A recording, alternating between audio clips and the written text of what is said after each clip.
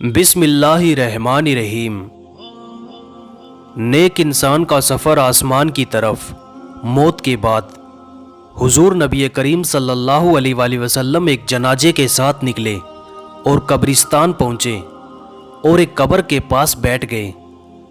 सहाबाए किराम भी आपके इर्द गिर्द बैठ गए तो हुजूर पाक सल्लल्लाहु अलैहि वसल्लम ने इरशाद फरमाया, अजाबे कब्र से अल्लाह की पनाह मांगो।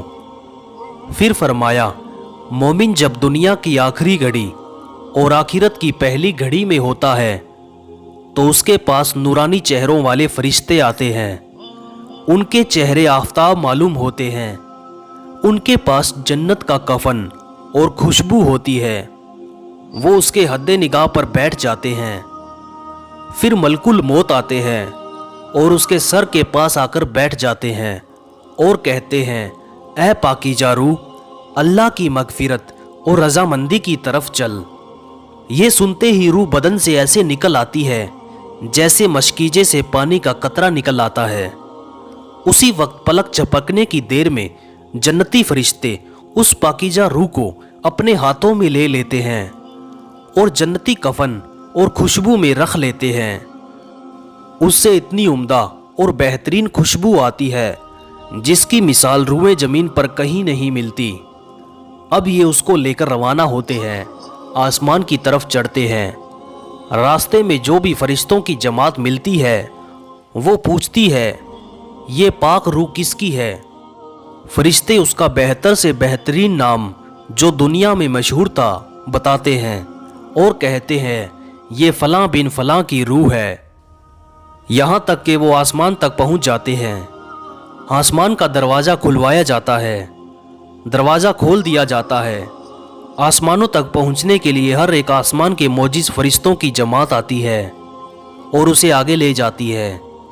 यूं वो 7वें आसमान तक पहुँच जाते हैं। अब अल्लाह ताला उस बंदे के बारे में हुक्म देता है, मेरे इस बंदे के अमाल अलायीन में लिख दो। फिर हुक्म रब्बानी होता है, इसे ज़मीन की तरफ लौटा दो। मैंने अपने बंदे इसी मिट्टी से पैदा किए हैं और दोबारा इन्हें वहीं लौटाऊंगा और उसी से दोबारा उठाऊंगा। मैयत की रूह उसके जिस्म में लौटा दी जाती है। उसके पास 2 फरिश्ते आते हैं और उसे बैठा देते हैं और पूछते हैं, तेरा रब कौन है? तेरा दीन क्या है?